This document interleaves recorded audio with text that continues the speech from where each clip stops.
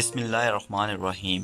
آج کا ہمارا موضوع ہوگا مور اور سانپ کو جنت سے کیوں نکالا گیا پر وہ کہانیاں جن کا ذکر بعض غیر معتبر کتابوں میں کیا گیا مگر وہ تحقیقی بات نہیں ہے، نہ قرآن اور حدیث سے صحیح سے ثابت ہے۔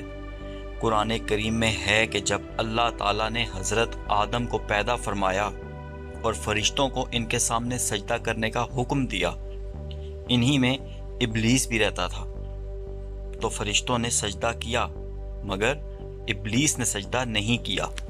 اس نے سجدہ کرنے سے انکار کیا اور تکبر کا اظہار کیا۔ اس پر اللہ تعالیٰ نے اسے جنت سے نکال دیا اور ہمیشہ کے لیے اسے مردود قرار دے دیا۔ چند غیر معتبر کتابوں میں جو واقعہ تحریر ہوئے وہ کچھ ایسے ہیں کہ مور جنت میں زیادہ خوبصورت تھا۔ مور کی خوبصورتی پہ سبھی پرندے فدا تھے، لیکن ان سب خوبیوں کے باوجود مور سے ایسی کون سی خطا ہو گئی تھی جس سے اللہ تبارک و تعالیٰ نے مور کو جنت سے نکال دیا۔ اللہ تبارک و تعالیٰ نے جب حضرت آدم علیہ السلام اور اماں حوا کو پیدا فرمایا، اس کے بعد ان کو جنت میں بھیج دیا۔ وہ دونوں جنت میں بہت ہی پرسکون رہتے تھے، بہت ہی لذیذ میوے پھل کھایا کرتے تھے، لیکن ایک اناج جس کو کھانے سے اللہ پاک نے انہیں منع فرمایا اور وہ اناج گندم تھا۔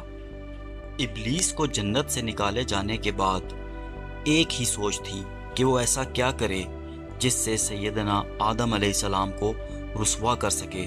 ایک دن ابلیس نے دیکھا کہ جنت کے تمام دروازے بند ہیں، مور اور سانپ باہر کھڑے ہیں۔ ان کو دیکھ کر ابلیس نے چال چلنے کا سوچا۔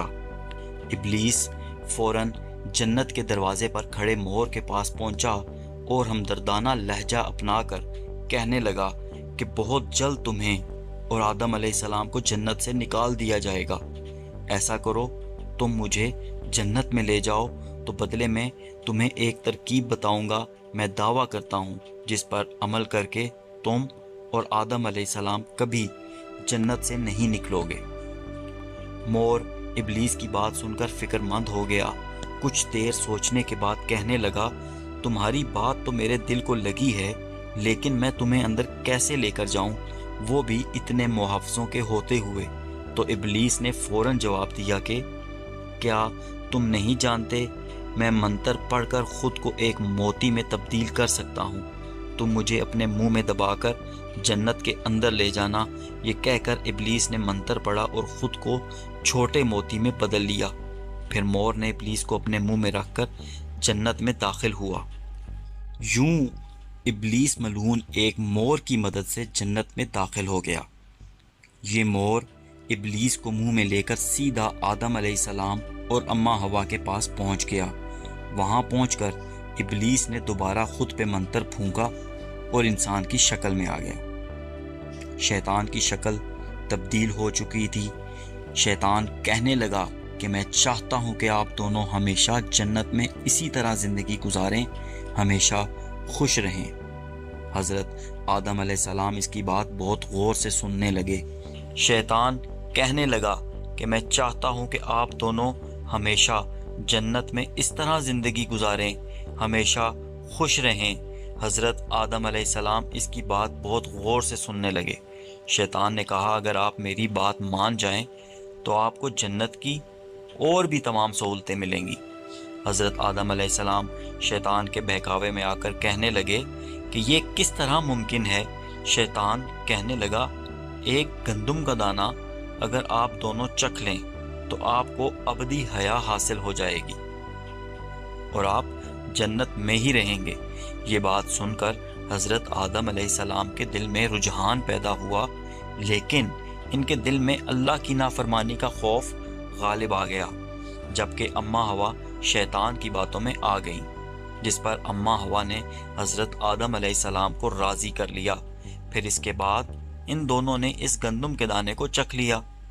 جیسے ہی گندم کا دانہ ان کے اندر گیا تو دونوں کے سطر واضح ہو گئے، جس کے بعد دونوں اپنے اپنے سطر چھپانے لگے اور خوف خدا سے کانپنے لگے۔